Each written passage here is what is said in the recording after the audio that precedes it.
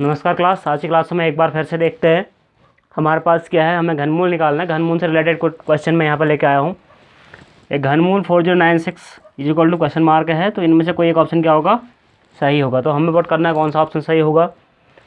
यहाँ last number हम देखते हैं 6 आता है, यहाँ भी 6 है, यहाँ भी 6 है, और यहाँ 8 है, यहाँ 4 है। यानी कि 4 8 दो नंबर तो नहीं हो सकते। क्यों नहीं हो सकते हैं?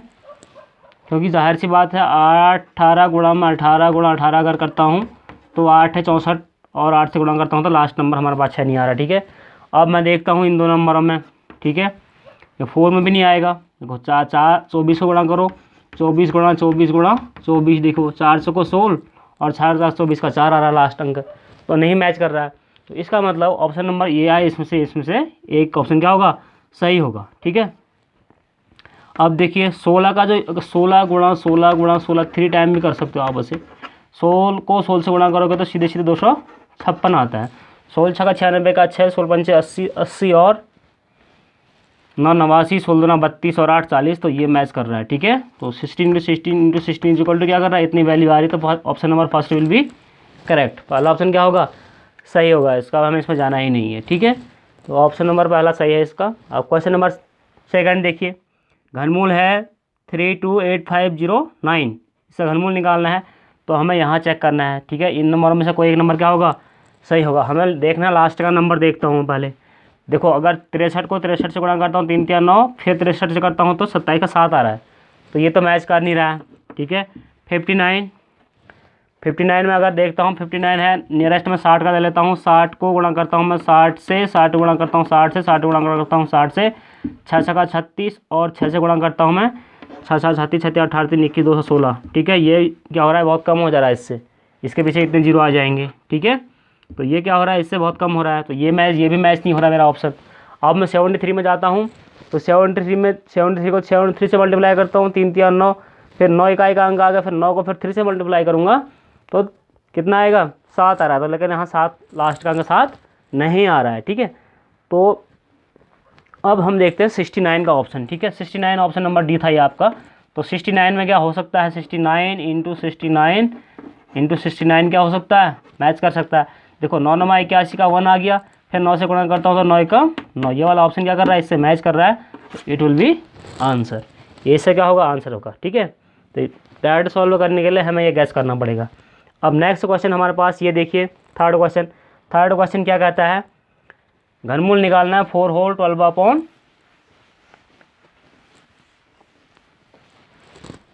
ये है ना 125 को 4 से गुणा कर देता हूँ मैं। यहाँ पे इसको कर देता हूँ, देखो। ठीक है, तो 125 को 4 पंचे 20 का 0, 4 दूना 8 8 और 2 10, 4 एकम 4 और 1 5, प्लस 12 ऊपर है 12 बटे कितना हो जाएगा 125। घनमूल निकालना। ठीक है इसका। अब यहाँ देखिए ये हो ऐड करके हो जाएगा 512 बटे 125। इसका निकालना है घनमूल। 512 होता है, सिंपल सी बात है 8 का, 125 होता है 5 का। तो 5 से भाग करता हूँ, 5 कम 5 5 छके 30। Option number B will be correct.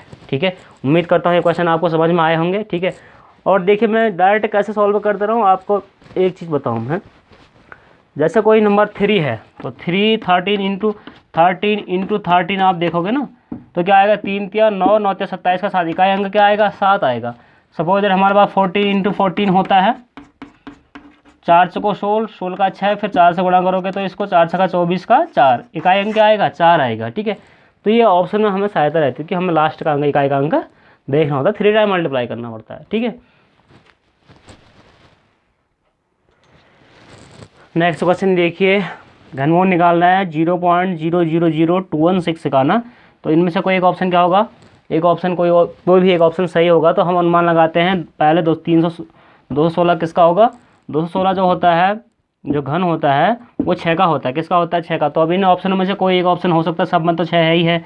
तो यहाँ कितना 1 2 3 4 5 6, 6 डेसिमल 6 स्थान से पहले 6 दशमलव लगा हुआ है। ठीक है, तो हम अगर यहाँ पर उठाते हैं इसको तो 3 बार मल्टीप्लाई करेंगे तो 3 आएगा। तो 0.06 अगर हमारे पास होता है, 0.06 अगर होता है, फिर 0.06 अगर होता है हमारे पास। ठीक है, 2 2 4 2 6, तो ये वाला ऑप्शन क्या कर रहा है, इससे मैच कर रहा है। तो ये इसका आंसर ये होगा।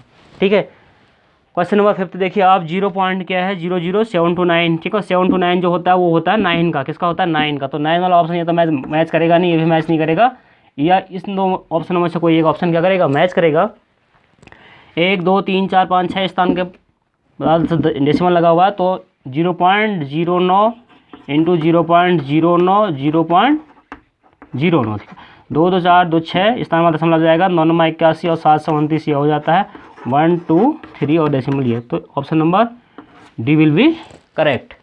उम्मीद करता हूँ ये समझ में आ रहा होगा आपको।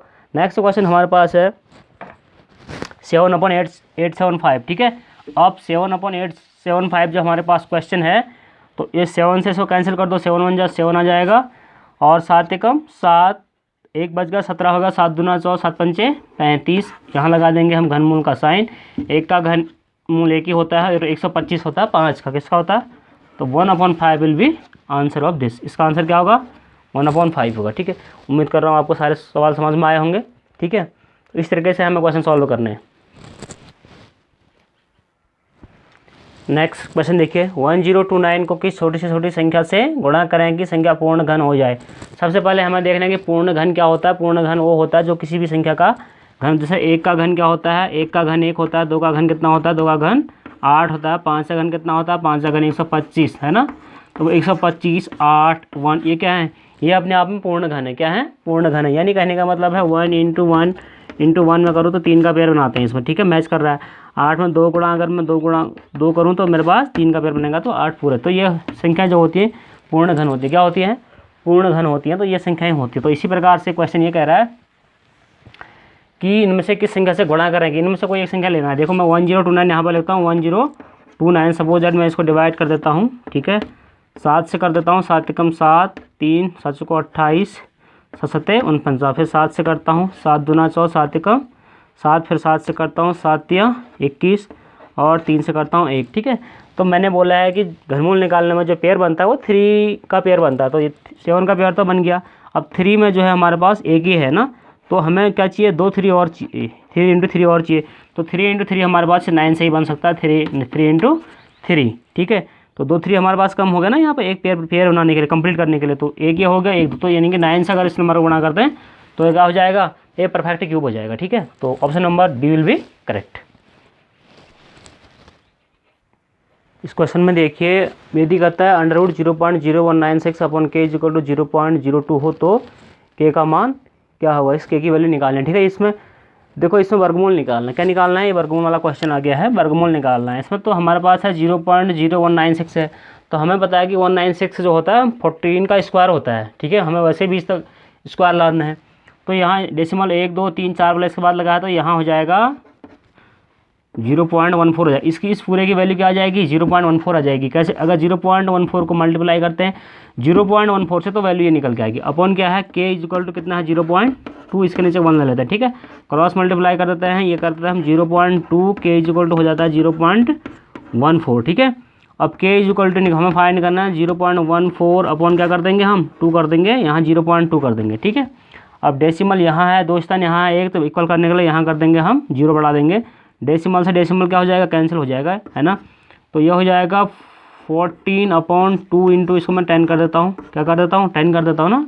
बात तो वही है, 2 7 और 7 बार कट गया तो बराबर आएगा 7/10, यानी कि ये आएगा आपका 10 से इसको डिवाइड करके 0.7 option number B will be correct. ये क्वेश्चन आपके लिए है, क्वेश्चन नंबर 10 था। √6 प्लस √6 प्लस √6 प्लस √6 और dot dot dot infinite is equal to question mark है। इनको ये ऑप्शन में से एक ऑप्शन विल बी करेक्ट। तो इसको आप यू विल डू सेल्फ, ही आपको स्वयं से करना है। तो आज की क्लास में इतना ही। Thank you, have a nice day.